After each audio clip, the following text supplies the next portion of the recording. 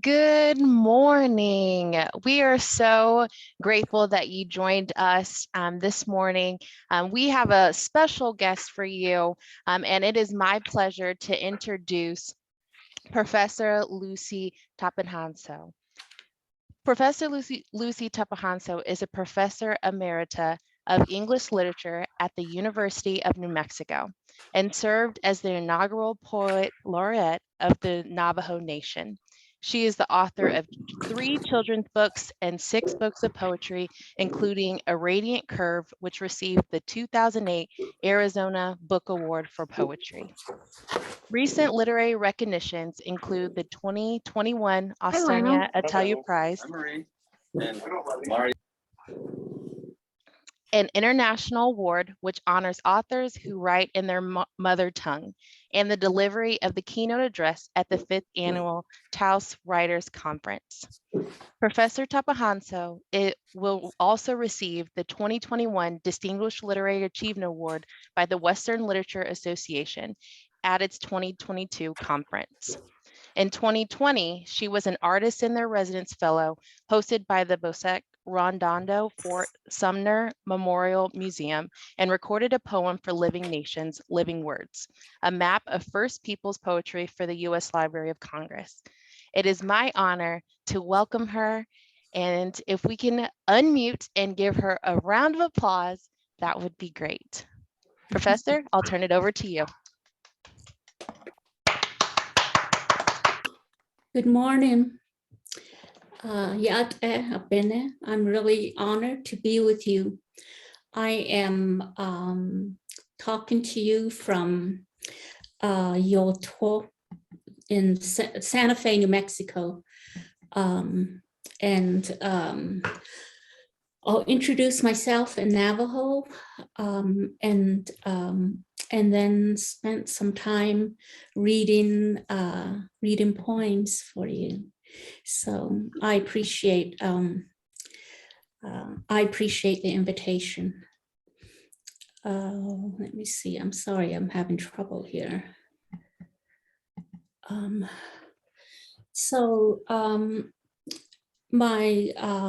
My main clan, my mother's clan is Todigonche, and I am born from my father. His clan was Twitichitni. In Navajo, when you say you're born for, you're saying who your father's clan is.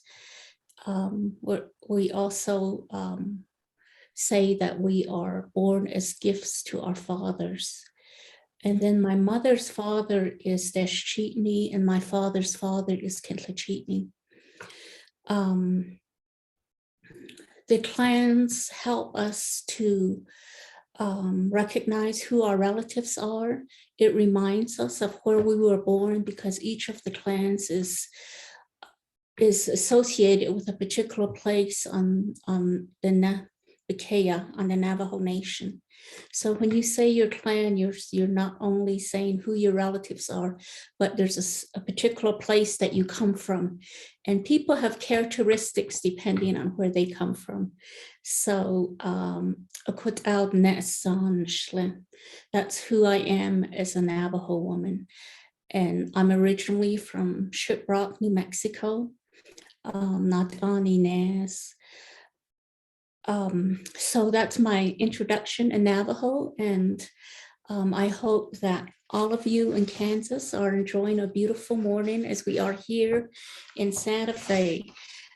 When we say Ya'at'eh, Ya'at'eh is a greeting that, you're saying hello. But when you say Ya'at'eh, you're also acknowledging the first part of it. Ya is acknowledging our Father, the sky, Jo'anne. And then Ya'a is the place that you're in, the atmosphere around you, the environment that you're in. And then it is like, that's the way it is. So it means that, that things are good. Where the place that I'm standing at, the place that I'm in, is supporting me and is a good place. So when people say ate, that's really what they mean, aside from saying hello, which is the way that you usually greet people. So ate bene is good morning. Ate bene to all of you. I'm going to read just some excerpts and then poems in progress. So I'll read the first poem that's in A Radiant Curve. The beginning was mist. The first holy ones talked and sang as always. They created light, night, and day. They sang into place the mountains, the rivers, plants, and animals. They sang us into life.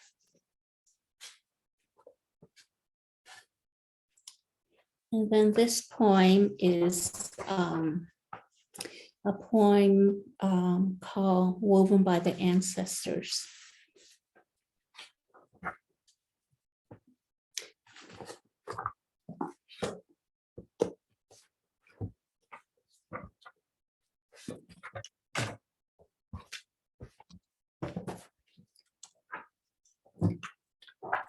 Actually, I'll read this poem instead. It's called First Light. First light. We learn to go outdoors at sunrise to receive the blessings of dawn boy and dawn girl, sacred beings who begin their journey before daybreak. They arrive clothed in luminescent mists, sun's first light sparkling on their shoulders. Each morning they travel over the warm arc of Na'san Nehima, our mother, the earth. Together they travel through vast deserts, across mountain summits, through dry arroyos, whose sides are lined with soft dirt and weeds. The holy pair travel above glistening bodies of water, the circular white shores of Salt Lake, tumbling rapids and steep canyon crevices, meandering rivers along orchards, beside tranquil Pueblo villages and small towns that begin stirring with daily rituals. In the north, the lilac peaks of the Jemez Mountains are crowned with snow. They merge with the empty blue sky and appear close, though they are probably 100 miles away. Plumes of wood smoke ascend in the morning air above the Pueblo. Scents of bread, bacon, fragrant pastries, and simmering chili dishes linger amid the cluster of adobe homes. Years ago, Dawn Girl and Dawn Boy visited us in Kansas, where the summer mornings can be hot and humid, and in winter sheets of ice crystals often encircled our house as frost glisten on the stark trees and darkened lawns. They travel over the flat, vast plains where lush, tall trees slant sideways with the wind, and the air is hazy from thunderstorms, while the taunt of looming tornadoes emits a pale glow. We prayed as usual, thus reassured that the holy ones remain with us when we travel outside the sacred mountains. Dawn Girl and Dawn Boy are amongst the holy people who guide us. Blue Twilight Girl and Blue Twilight Boy come from the south at noon, and Yellow Evening Girl and Yellow Evening Boy come from the west bearing turquoise canes. Fold-in darkness girl and fold-in darkness boy bring the night from the north carrying gems of black jet. Thus we embody our ancestors' journeys when they first traversed through the multicolored worlds during our emergence to this present glittering world. Then the first holy ones arranged this world, creating cycles of day, nights, and seasons, as well as mountains, water bodies, plants, and animals. Astronomical beings were created to guide us. In this glittering world, the holy ones traveled over desert terrain, moved through the cool breezes in the mountains, and savored the aroma of damp dirt in the fields and ditches. Like us, they sought respite beneath leafy cottonwoods along the river. When our forebears were forced to leave the Nebikea, they bore deep homesickness for the land, animals, and crops. Some became ill, many experienced worse fates. They suffered yet prayed for those in desolation. And the ones who hid and remained in our homeland. Thus the Holy One's intense yearning, infused with tenderness for our land, was instilled in us, their heirs. The holy people, Digindene, taught that the sun is our father and the earth our mother. We are earth's surface people living in the center. The land, all living things, and plants nurture and care for us as the holy ones intended. And then this poem is a poem from A Radiant Curve. And I think you'll recognize some aspects of it.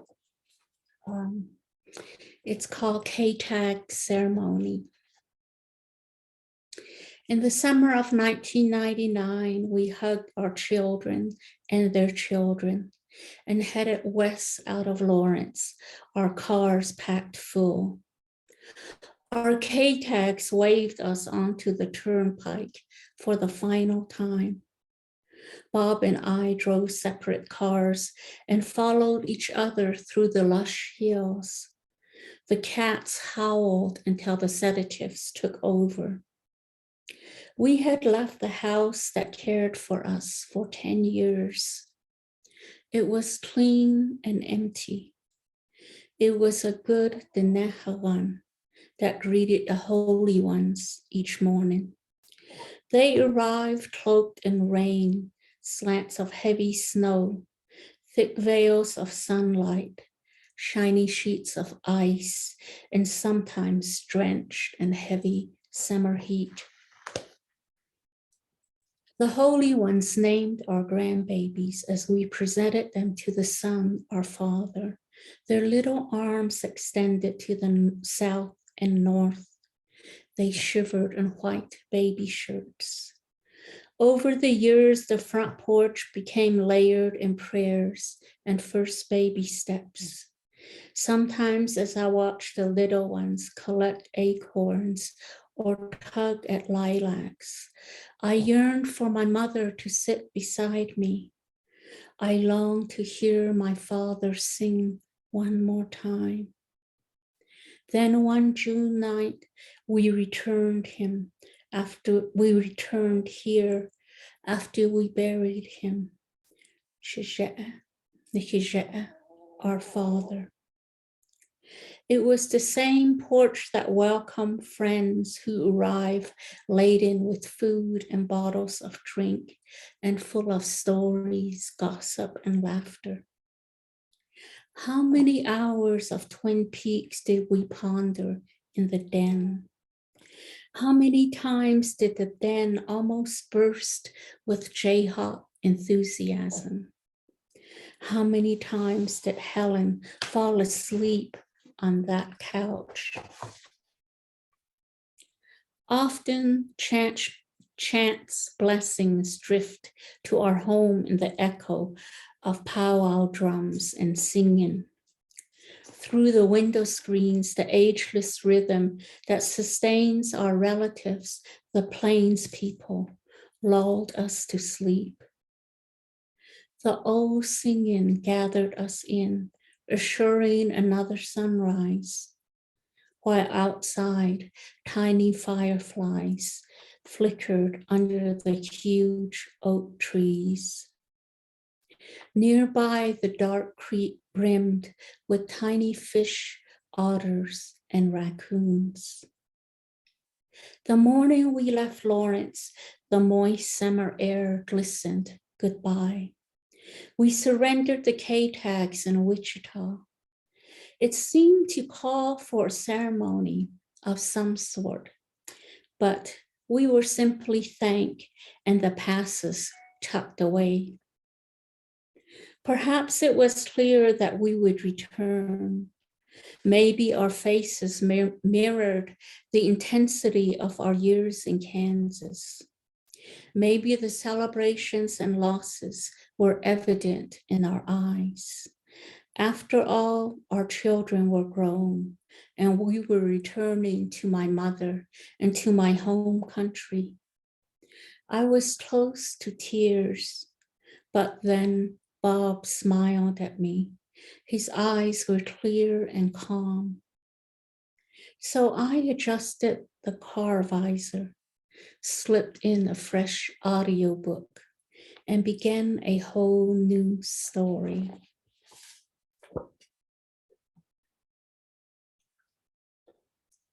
We lived in Kansas, as the poem says, for 10 years.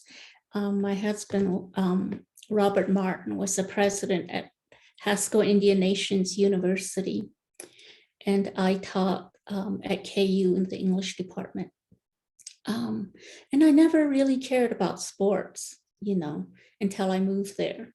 And then suddenly still kind of consumed with basketball, but not just any basketball, Jayhawk basketball. So that's what happens when you move to Kansas. Anyway, we had, as the poem says, intense years and lovely years as well there. So this is a poem that probably more of a prose piece that's kind of in the process.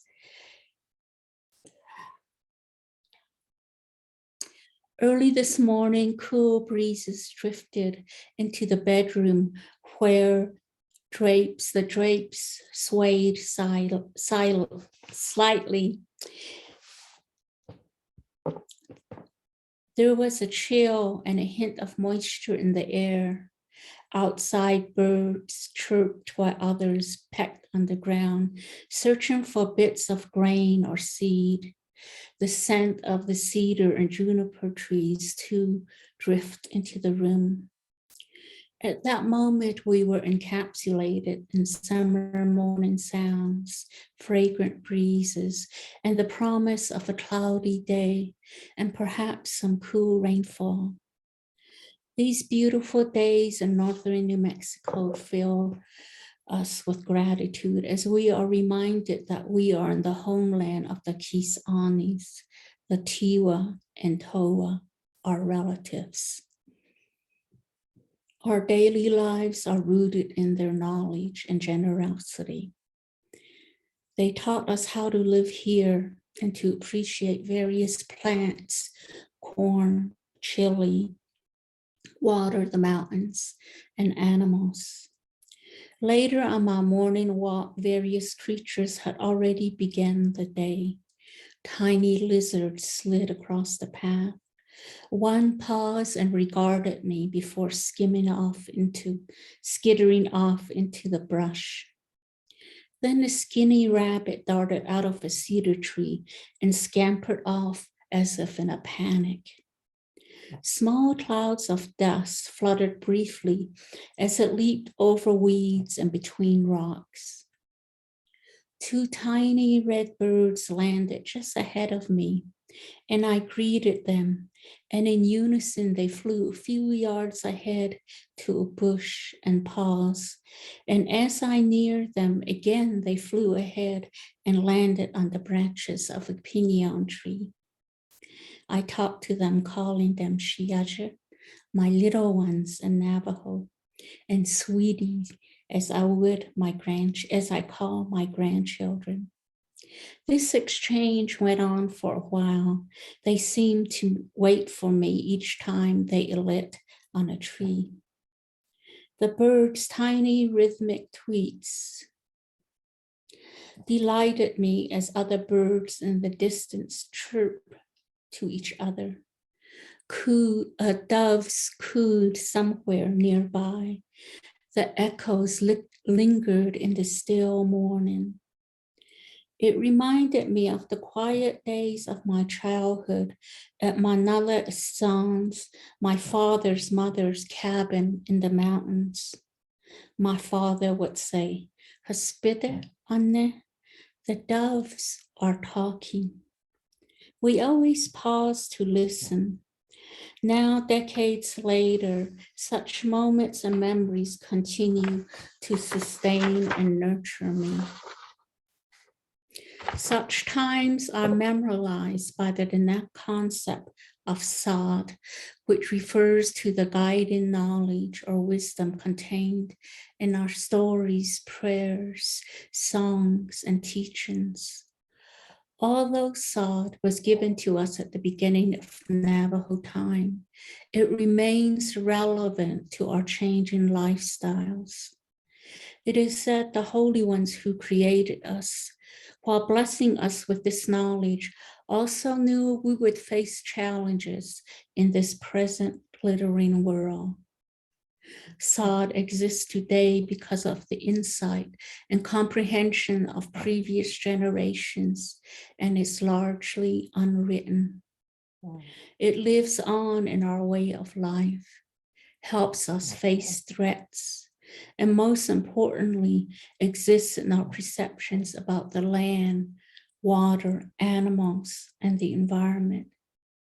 It also reinforces our responsibility and our relationships to each other, remembering what we're told throughout our lives, sharing and instilling this knowledge when appropriate over time. I was raised in a multi-generational household on the Navajo Nation in the 1950s and 60s when public utilities were not available. My siblings and I grew up surrounded by various cousins, uncles, aunts, and elder relatives. We considered our cousins, siblings, aunts, and uncles our little mothers or fathers, elder relatives, grandparents, Che Masane, Nala Song, or Nala woman. We called everybody by relation and siblings by nicknames. At the time, we didn't know our official white names. This resulted in some memorable stories.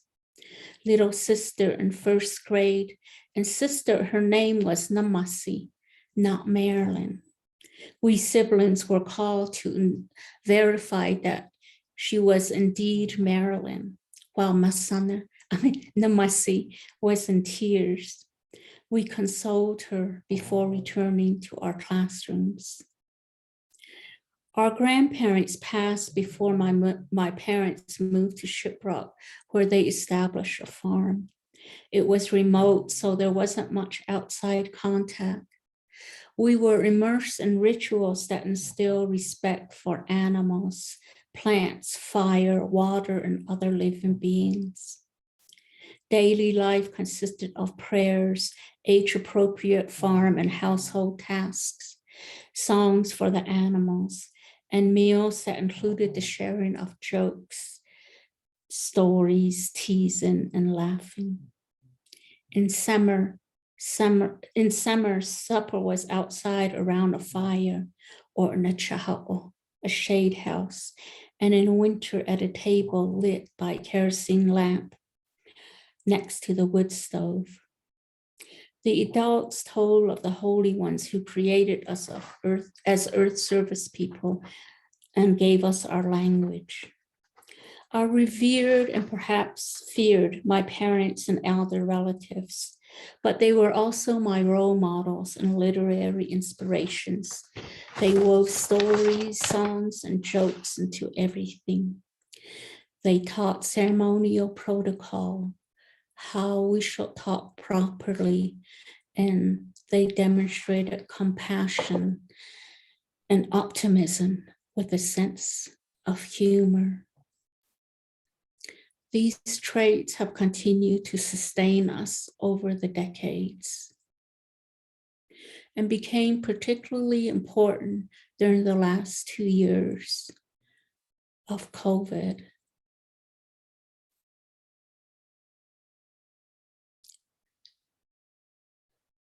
It upended our rituals, our lives, and our families.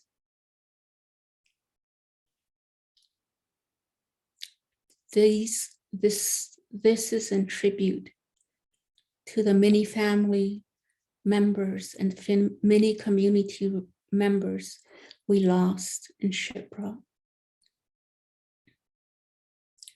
Shamayaja, Auntie, Shade, my sister, Shukis, my friend, my high school classmate.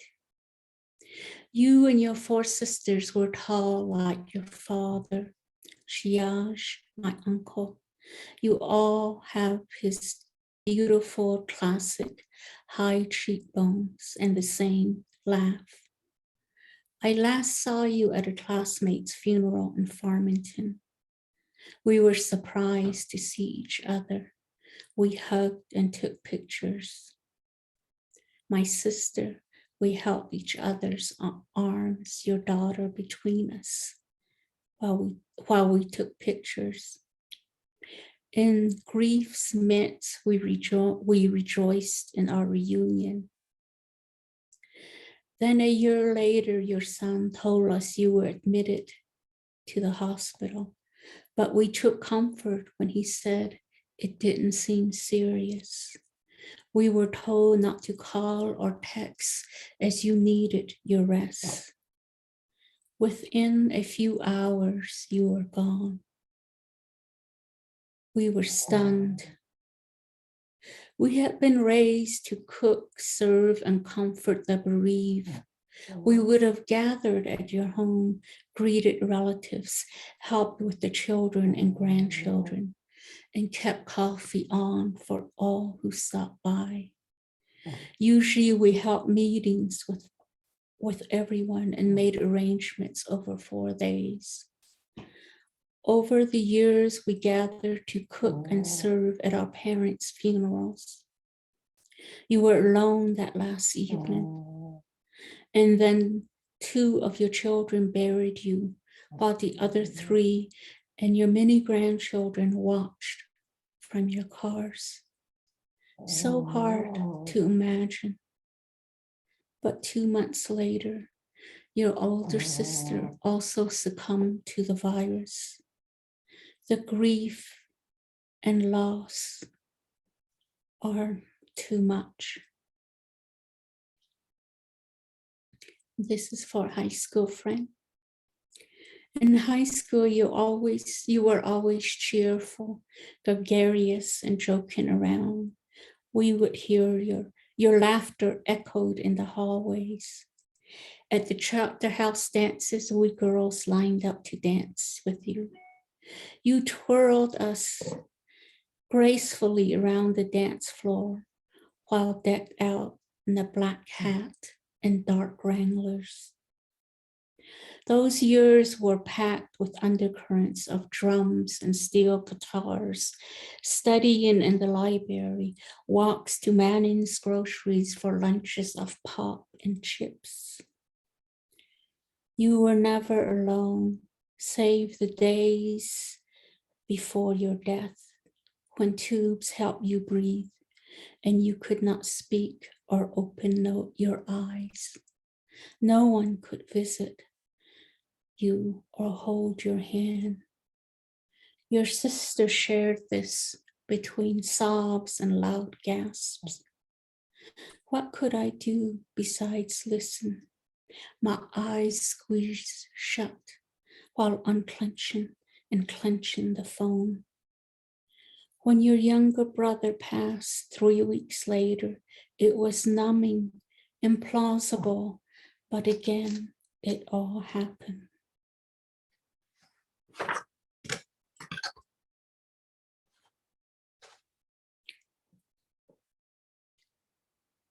We were reminded by your death's shadow.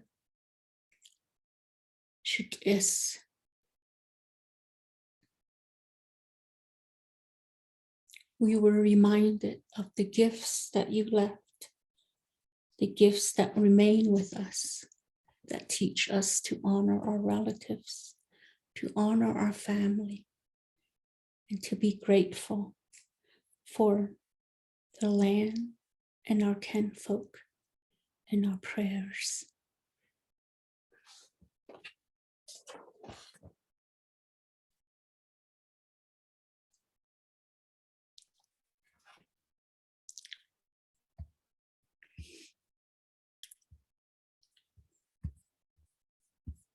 Are there any comments or questions? My screen is No problem. I can help with that. Right. So we have received a couple of questions, but we also received a comment from Alexa that says, Professor Tapahonso, so you have a beautiful way of painting pictures with your words. So thank you. And so one of the questions in relation to that is from Ray. In your book, Radiant Curve, you have both poetry and prose. Both forms seem to carry stories. How do you determine which form is more suitable to carry the story you are telling?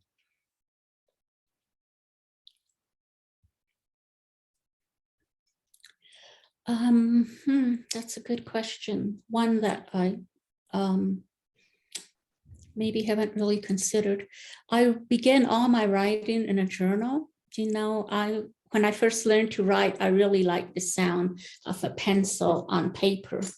In my case, it was a big chief tablet. So I like that sound. So I write every day, and all the poems start as kind of like notes. And then as I work with them and keep going back to them, they kind of begin to take on their own form. So, and it's hard, there's not really like a way to distinguish between what's going to be a poem, except maybe that there's repetition in it, or that there's long pauses, or certain things need to kind of maybe be emphasized more than others. And others are more, as this poem that I just read is more prose because it's telling a story. And with this one, it's telling stories upon stories. So that's kind of the way that, I guess that's kind of the way they go. But then when I put them on computer too, sometimes they change when I see them, what it looks like on screen. So I guess that's kind of that's my answers, that they determine, the words and the pieces determine themselves what they want to be. So. Thank you. You're welcome. Danielle asked the question, why is storytelling so important? Well, that they would always tell us that when we were growing up, that we needed to remember that what our clans are, who our parents are, where we come from. And they didn't say it, explicitly, but as I began to write and sort of study literature and just kind of began to look at Navajo teachings in a more literary sense, it became clear that they're telling us that. So they told us that, and we still talk about it in order to establish our identities and to know who our relatives are, and to realize that no matter where we go, we're always, we're protected because we come from the land. And as I said earlier, our clans are associated with a particular place. And it's really true when you go back, when I go back to Shiprock, I'm just kind of immersed immediately in the histories of my family and stories. And it's so tightly wound with prayers and stories. And I remember people telling me, remember that you're made of stories and you're made of prayers, and you're alive now because people prayed for you a long time ago, and they're still praying for you now. Mm-hmm. So and when you think about it, it's really true. If you think about like the ritual of when people get together to memorialize somebody, they tell stories about the person, and then you learn more than you would have you didn't know certain aspects of a person's life because you knew them only maybe only as a friend, but they were an auntie or grandma or sister to someone else. And then it kind of fills in those other parts of their life that you didn't have, you weren't privy to. So, we are all made of stories, I think. Mm-hmm. And so that's what Sod that I mentioned earlier is really about, is remembering stories and songs. And it's really wonderful when we all get together, we just tell stories and laugh and remember things. And we remember things in different ways, talk about nicknames. Mm-hmm, mm-hmm. So when someone comes and is getting ready to receive ready to be seen and receive healthcare, how could we, as a medical institution, as practitioners, better include stories as we provide care? That's really interesting. I think it's kind of taken maybe a more personal approach to how one speaks with patients, asking about their family, their pets, and just kind of being more interested in the person rather than their, whatever might be, whatever the health issues are, because in a way they kind of stem from health issues, maybe stem from other things that are in the person's life. So, that really became really important during COVID. We really realized how important it was for us to be together and to pray together and just be together. It's so much a part of, for us as Native people, it's so much part of our lives to be together in times of celebration and grief and loss. And at the birth of a baby, or giving the baby, having the first slap dinner for the baby, and just different stages, blessings when a person has a new house, those kinds of things. It's like the more people you have, the luckier you are, the more blessed you will be. So I think, during COVID, we really realized how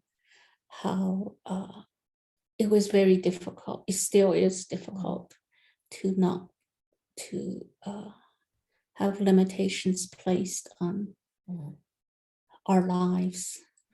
But, then we also learn to appreciate as well what we have and what we've been taught. Mm-hmm. So I'll read I'm sorry. Oh, no, I was just going to appreciate and really reiterate the fact of you saying just being with one another, being together, passing down those stories and sharing those perspectives is also really great for all of us, regardless of how we're practicing, to take a step back and be present, being present in those moments. And I think COVID really exposed that the need for us to be present in those moments, whether it's with your family or your friends. It's extremely important. So thank you for sharing that and reiterating that. You're welcome. And yeah, I really agree with you that it taught us some hard lessons that perhaps we needed to be reminded of. So this is a poem called Elinago Nalgehi. It translates to goods of value.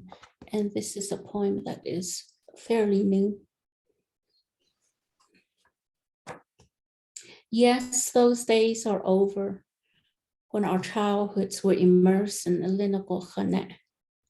Stories and songs that were conveyed with delight, reverence, and sometimes tears. Khanet is always bound with comfort. When the grown-ups began talking, we paused our loud play and tussling and squeezed in at the table or settled on the floor nearby. Our visceral need and appreciation for stories took over as we absorbed the rhythm, pauses, rises, and falls in the adults' voices. Something inside us urged us to remember, not to forget. We also knew the exact tone, that slight dip in tenor when we had to leave the room. It is said that a child's ears and mind are vulnerable. They would say, we hold our children in much respect. Decades later, we share the same stories with our children and grandchildren, this time mixed with English. We sing the same songs. Our children and grandchildren have learned to listen and to ascertain whether they could ask questions. They too, in time, grasp the intent, the underlying resolve in the pauses, smiles, dips, and echoes of sod, the wisdom of the old words, long prayers, and timeless songs. The adults who surrounded us in childhood are gone now, and Nakai. They have left on their journey, but their Khanet and songs remain. The stories, laughter, and songs that guided them into some old age remain with us. It was their sod, verbal properties, a form of hard goods that kept them steady. Sod strengthens our minds and bodies like the silver belt that encircles one's waist to keep our posture upright. They used to say, the holy ones will see us coming at a distance, adorned with stories and jewelry, and they will murmur, Ashanasha aware, my beloved little ones. Thus we honor them by wearing the jewelry they created, and we revere the world they put into place for us. The mountains, rivers, sky, plants, animals, birds and animals. They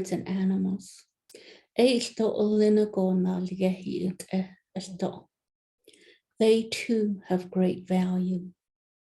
Like our elders, our hope is that the young ones become the Nepilta Alinigi, persons of virtue, the man who helps when a stranger's car stalls, the one who offers the exact words of comfort when needed, gives a soft hug, or holds your hand in silence, the one who cooks for the grief-stricken when the hours become a blur and exhaustion hovers at the doorways, and the scents of stew, just bread, and coffee linger throughout the house.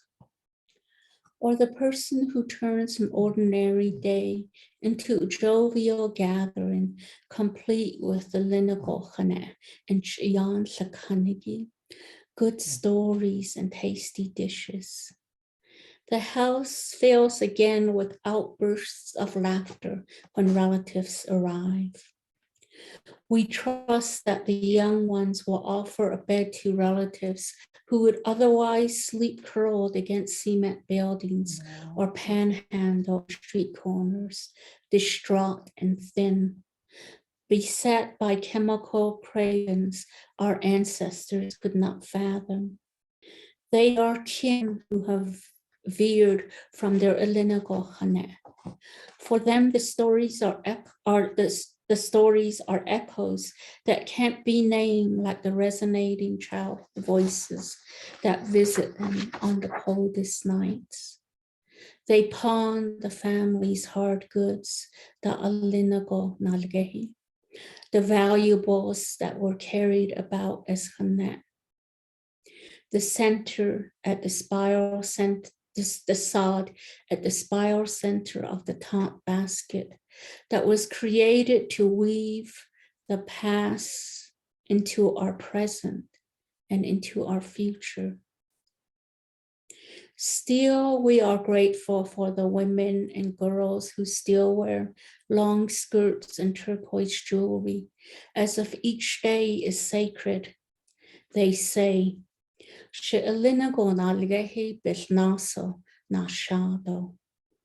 I will go forth into the day clothed in my shields.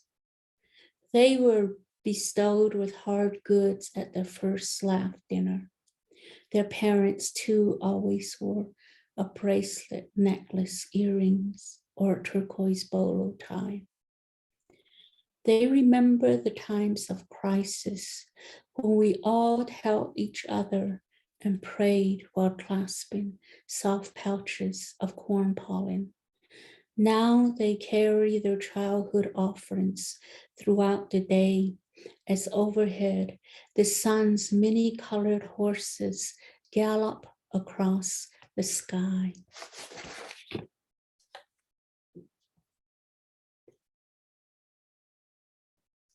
To read this one last poem, I guess, and then we can go into more of a conversation. This is a poem that's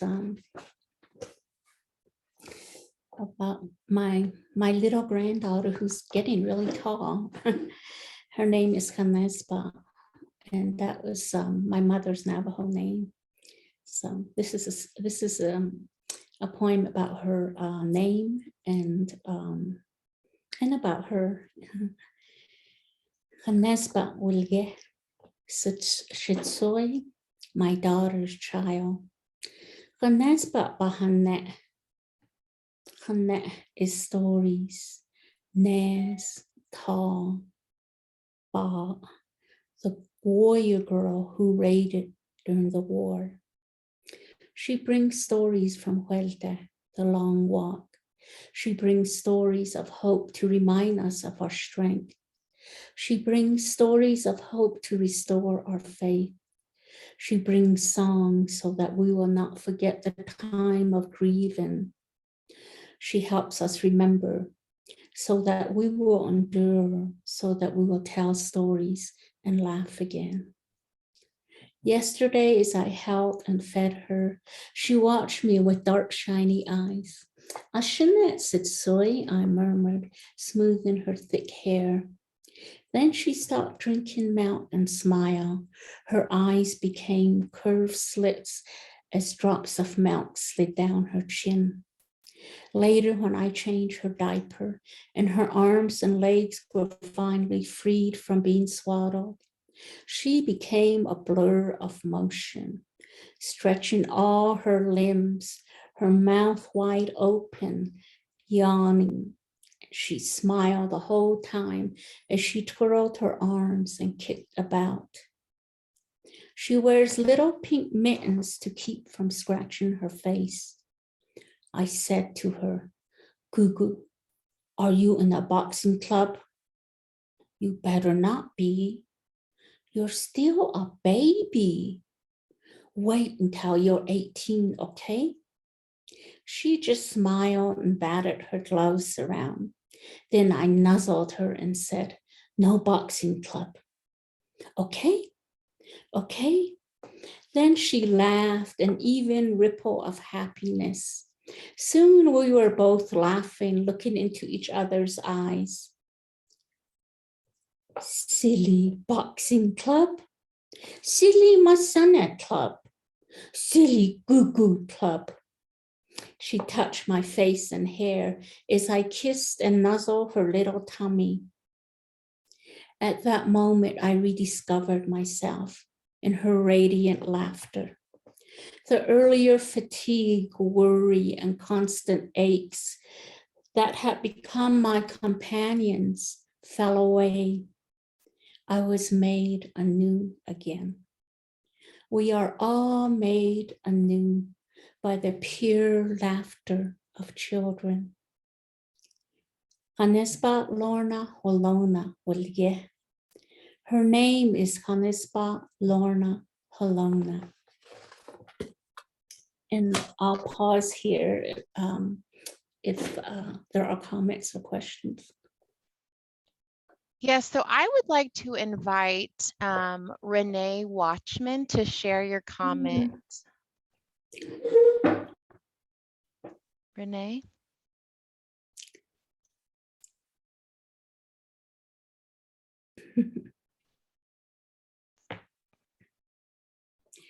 Uh-oh, they got logged out. Then they're coming back. Oh, Okay, that's okay. okay. Dr. Rachel DiTeresi, would you mind sharing? Yes, sorry, I had to log back on. Hey, thank you so much, Lucy. I just wanted to thank you and just say, listening to you tell your stories and your poems, I thought it was so, your voice is very soothing and calming. I felt very therapeutic actually listening to you. I was like, God, this is actually very relaxing. And so I just wanted to thank you for your time and appreciate you coming and speaking with us. That's really all I had to say. Just want to say just gratitude for today. Thank you. I really appreciate that. Renee, I see you're back. Do you want to share your comments? Sure. Yeah, Lucy, it's so good to see you. I don't know if you can see me, but I'm using this iPad that I can't figure out. It says iPad. No, but yeah, there I am. Hi. I try to make every talk that you give and keep up with some people from home, and you ground me to home. And I just was saying that your singing, your storytelling, and your sod just always bring me comfort. And I really wanted to acknowledge the tribute you gave to all of our relatives and friends who have succumbed to the pandemic. And yeah. Thank you. I see. Thank you. And then I'm not sure, is Christina Bitsu still on? Good morning. Yes, I am. Okay, would you mind sharing as well? No, I don't mind. Okay. Yate Bene, Yate Lucy. Oh, I had yes. just mentioned in my comment that I followed you since I was in elementary. I'm now 43, a grandmother, I'm a Nalia's son. I have 2 grandsons and a little girl on the way. So that last poem really, brought tears to my eyes. It has something to just kind of picturing it. And a lot of what I had indicated was a lot of your poetry and prose has guided me, especially now, losing loved ones through this pandemic, the hardships of other ailments that we encounter here on the reservation. And then also, relying on prayer and kinship with family and friends to get us through this time. So, and I just thank Kansas Medical Center for the opportunity to hear you speak, because like it was mentioned before, I tried to catch you at readings here in San Juan College and Daly, Diné College, and I always tend to, miss you because of work or something like that. But thank you. Oh, that's so honored. here. Nope. All right. Thank you. Would anyone else like to share anything?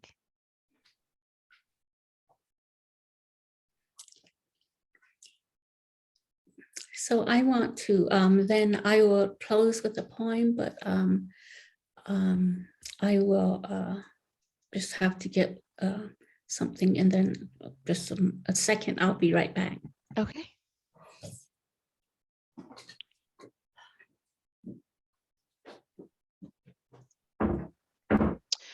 So everyone, I don't know if you're aware, KU Lawrence is hosting an event. And so, hold on one second. Mute her really quick while she gets the other poem. One second. I got you.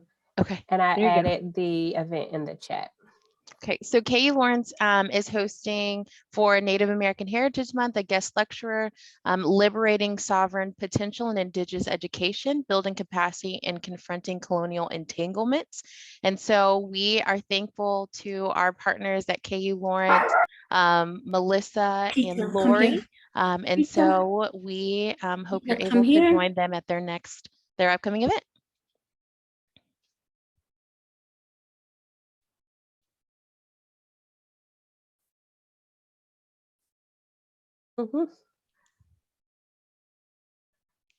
And I know we all can relate to wrangling pets or kids on Zoom. This is Lupita. Hi, Lupita. Hi, Lupita. So I wanted just to end with this poem for all the Diné that are away from home, and for all of us, because we haven't had our ceremonies the last couple of years. And I just want to read this for them, and then for ourselves and the holy people that come during the ceremonies, and I know that they miss us too.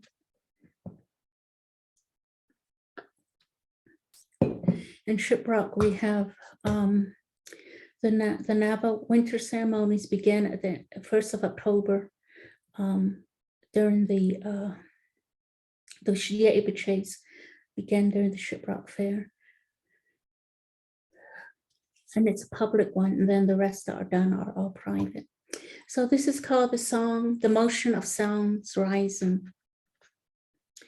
The October night is warm and clear.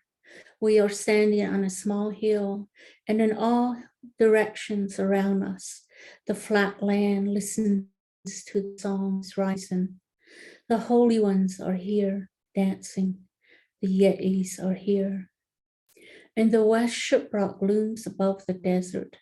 Tsebeta, old bird-shaped rock. She watches us. Tsebeta, our mother who brought the people here on her back. Our refuge from the floods long ago. It was worlds and centuries ago, yet she remains here. Nihima, our mother. Aweya, hey, ya, hey, ya.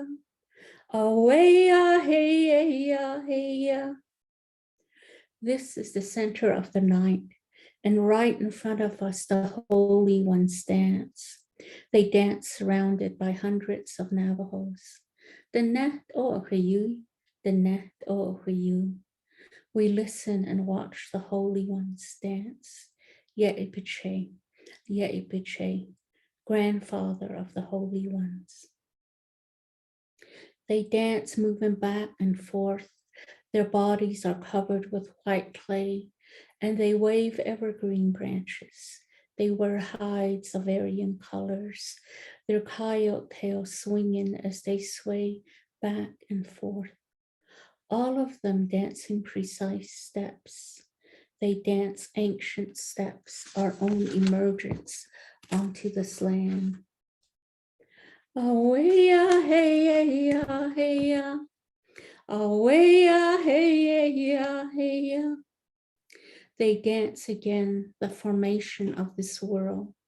They dance for us now, One precise swaying motion. They dance back and forth, As they are singing, we watch ourselves recreated. The little clown must be about 6 years old. He skips about lightly, waving his branches around. He teases people in the audience, tickling their faces if they look too serious or sleepy. At the beginning of each dance, when the woman walks by to bless the Yetis, he runs from her. Finally, after the third time, she sprinkles him with corn pollen, and he skips off happily. Away-ya, hey-ya, hey-ya. Away-ya, hey-ya, hey-ya. The Yetis are dancing again, each step our own strong bodies. They are dancing the same dance thousands of years old. They are here for us now, grateful for another harvest and our own good health. The roast corn I had this morning was fresh, cooked all night and taken out of the ground this morning. It was steamed and brown, just right. Away-ya, hey-ya, hey-ya. Away-ya, hey-ya, hey-ya. They are dancing, and in the motion of songs rising, our breathing becomes the morning moonlit air. The fires are burning below as always. We are restored. We are restored.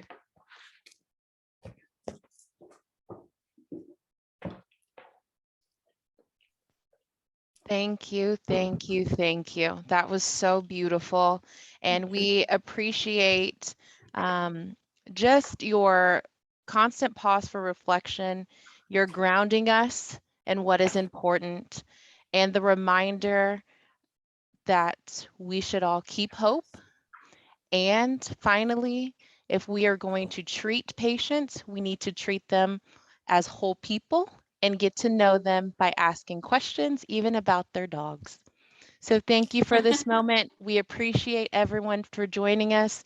Thank you to our Native American Planning Committee, Alexa Smith, Daniel Binion, Ryan Gove, Dr. Rachel DiTeresi, and Kimberly Connolly for all of your help and assistance.